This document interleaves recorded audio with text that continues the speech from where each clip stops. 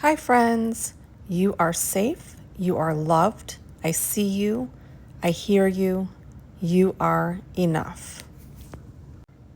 Today, on our Let's Get Real Tuesday, we're talking RSD, when rejection feels like fire, and double empathy, when the world speaks an entirely different language. Take a deep breath with me, and let's get real. When rejection feels like fire, it is never just about this moment. It is every goodbye, every absence, every time I felt invisible while screaming inside. And when the world speaks a different language I cannot translate, it leaves me wondering if I will always be misunderstood. Maybe you can relate. Being sensitive can feel overwhelming at times, especially with RSD and double empathy combined. This is my raw journey toward understanding and healing.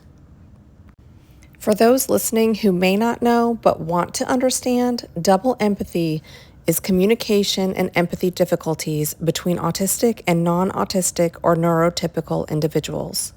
And RSD, rejection sensitive dysphoria, characterized by intense emotional pain in response to perceived or actual rejection, criticism, or failure in ADHD, together are like pulling the Joker card every time and being told to suck it up, get over it. Crazy making despair and worthlessness not to be understood. No matter how many times you twist and turn, pivot to rephrase, over-explain, overshare, leaving no details out with very direct communication, so to avoid any possibility of misinterpretation, only to pull the Joker card again, to be shut down, dismissed, misunderstood, the other controlling the outcome every time, and inside, knowing you lost again. Game over. No more communication to be had, told to go fish somewhere else, left in a body of water with your own blood, seeping out your open wounds and the enemy's piranhas circling with no care, they will devour you. Your blatant SOS flares ignored, a visual of religious trauma for you. No hiding behind double empathy to claim ignorance. God knows. Flares are a universal language. When you cast a victim out to die, your hands are not clean, even if you keep silent. God sees straight to the heart, rejected, dejected, only to play the same game again and again and again, like Groundhog Day. A movie I personally hated. Probably the ADHD side of my brain literally frying over the monotony. Experience this over a lifetime and you have full-blown RSD. Now, every miscommunication, no matter how small, minuscule, hurts like an open wound. And because I have autistic hyperempathy, whenever my children experienced rejection, my RSD flared hot. Mama Bear on steroids with extra supercharged, genetically engineered, concentrated dose. I walked through motherhood feeling like I was being burned alive by relational rejections and injustices of my babies, no matter how micro or large. Motherhood hurt a lot, yet told you are too sensitive. How can all mothers not feel this level of pain over their children's hurt, injustices? And how can they not try to avoid causing it in others by teaching theirs to have a shred of empathy for the love of God? Of course, double empathy was not in my radar. I had never heard of it in my entire life. I had no language for it. Only coming to the self-realization through assessment and deep dives at almost half a century old, living with severe RSD tacked onto my chronic untreated CPTSD from what I now know my ADHD. I can't tell you the freedom that brought, like a God-sized light bulb going off in my brain. This is why you felt like a walking wound your whole life, a raw nerve ending.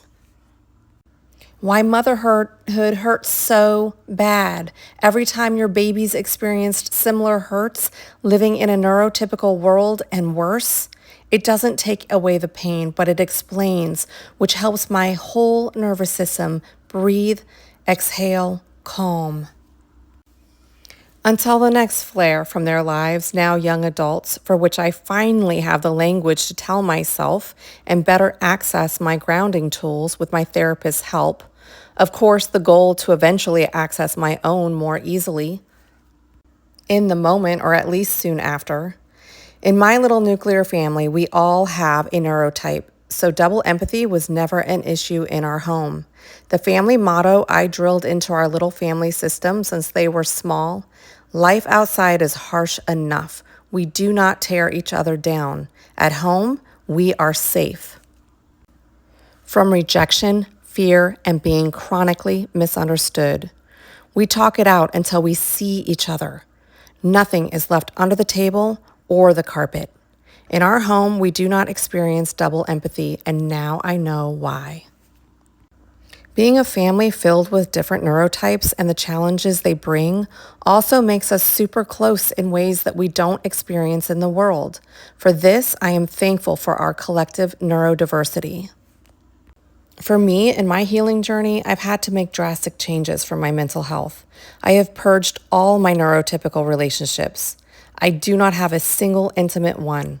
Not on purpose, of course, for that reason, but going no contact with an entire former community of trauma stripped me bare. And now I have zero desire to replace them. Not because they are all bad or every relationship would end in double empathy trauma.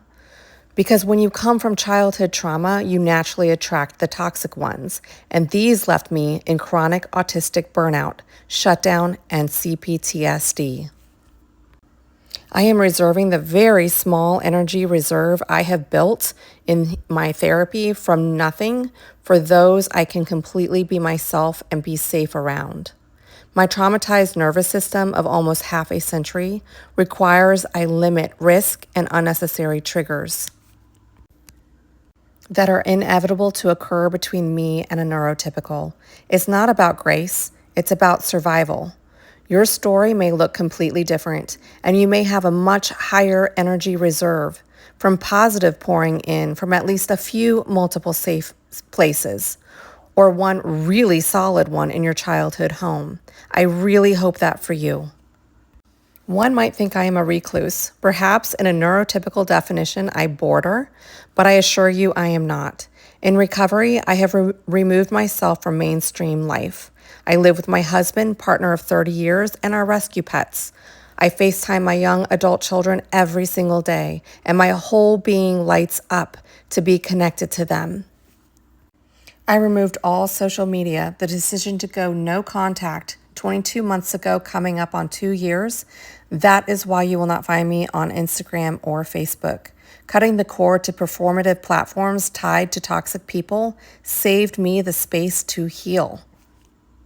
I listen to podcasts and audiobooks by other neurodiverse humans. I have a neurodivergent therapist who gets me every time I open my mouth.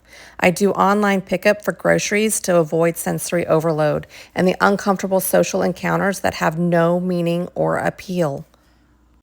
Conserving my energy for the relationships that matter, my little nuclear growing family. I attend and serve in a small, inclusive, neurodivergent, friendly, affirming church that receives me, my gifts, and my input in a completely different denomination from our trauma as I reconstruct my faith from the ground up. The God who made you understands you. No double empathy. You might not need to disintegrate your whole life and start from scratch like me, discarding the whole deck of cards, but you are worth discovering what works for you and what does not. Where you are seen and where you are not. Where you are pursued to be understood and where you are only drawing the Joker card that diminishes your worth. It is your life, the one God has given you, who knows all your needs and accommodations, and it doesn't have to look like the rest.